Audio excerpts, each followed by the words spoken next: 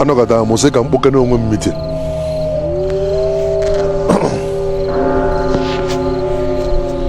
Sị kedu ife mmadụ na-adọga dị n'ụwa, kedu ife anyị na-adọgala onwe anyị na this life, whereby that na ịdọgachakwa ife niile ama nsogbu wee na n'ogodo anya.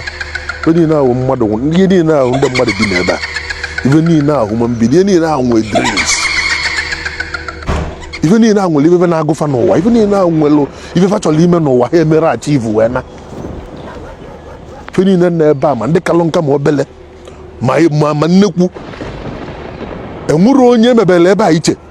Ife niile a n'ebe a na human being. My reason in eme this video was that the citizens of Nigeria are crying. Now I say that things are expensive. Now life is tough in the country.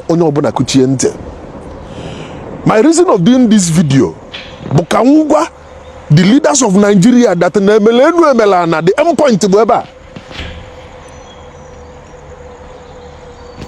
Me na bakulina no, me na bajiwaga no, me na babentlio, amantili gi eba mboso ogeme. Nyeso mwike, au nuwa mwa Nigeria. Tinubu, agunwa mwa Nigeria. Ababio, au nuwa mwa Nigeria, madeta au nugana ya. Now the citizens are telling you people that my life is tough. And what even madune, and what madune na Nigeria keto oja seketa na no iya kita ko jedi. No this particular thing ko jedi. Oburo data ka madune go cheaper. Oburo food stuff ka madune go cheaper. Oburo good salary ka ndem madu nwe. Now oburo security. Now kedi ifenda na benefit na abu the citizens of Nigeria nothing. This in Nigeria obodo Igbo in the name of Japa. Nigeria no na go for go. But no forget ka ha nwe peace for betterment. Ebe fa na achọ their greener pasture. Now since that na emecha no wana mmadụ ga no like this. Now what now the essence of all this struggle?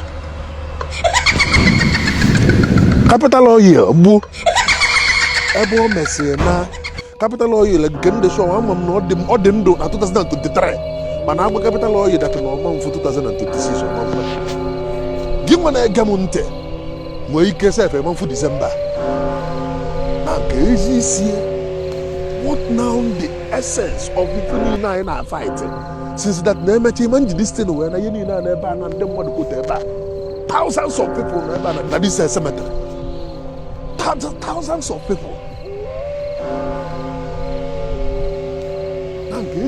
What now the essence of coming to this life? I even got am tada say no kam poke no meeting. Ana men no dey kam mother anwan. Eso we come and ni as a conscience. Na conscience ya pugunu na aro. All the leaders in Nigeria dobe Nigeria is like this. I'm on the conscience soon had yourself. Mana last. Even na chi gunu kedu ife a ga-eji wee cheta gị ma ị nọsi ya pụọ asị na ife a ka email Nigeria ife unu na-eme Nigeria ọ dị mma. You guys are traveling to another country without security, nwee peace na akụ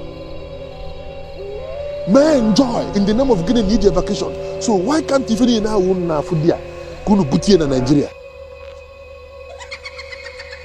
Amam that and Igbo to say that nobody adoro mabulu ndinze, but mezie na ebele. These people are dying. These people are suffering. These people are calling on you people kunu me ebele, but still unu ekwechiri na ako. Weapon unu ji against citizens bụ agụụ. Oya me emelenu emela ebe ọbụla na-eke 1000 naira for ndị mmadụ ejubia. Unu ana no nnọla ebe unu ana amụ gbasara unu. Because gene umu unu n'obodo oyibo umu unu dị oke unu eseke ogodi ya 4th to 5th generations. But na-echeke kwa na-echeke ebe Chineke nna jigo kalịsịa ndị mmadụ bụ ọ bụ na agbụ unu nkịtị unu ga-ego life agbụ unu nkịtị unu ga-ego life ebe ka Chineke nna jigo kalịsịa unu onwere ma mgbọsị ọ dị eme but mee ebele since ihe niile a na-eme a na-emechi ihe niile a na endpoint ya bụ ebe a one now the essence ka ezi the need a na-eme ife niile a na-eme nenegodu ihe niile ndị mmadụ kpụtọghị ya na-abịa ihe niile ndị mmadụ kpụtọghị ya nenegodu anyị ihe niile mmadụ kpụtọghị ya ihe niile amụrụ mbọsị ya ihe niile ndị niile na-ehi ya na-amụrụ na ya ana ihe niile ndị mmadụ kpụtọghị ya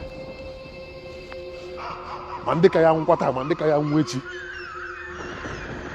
adacha na-achọ spesi ka dị ebe ka ya enyi mmadụ spesi ka dị na shọvel nwere ike ọ bụrụ na onwego onye enyi taa na shọvel na aja spesi ka kwetọ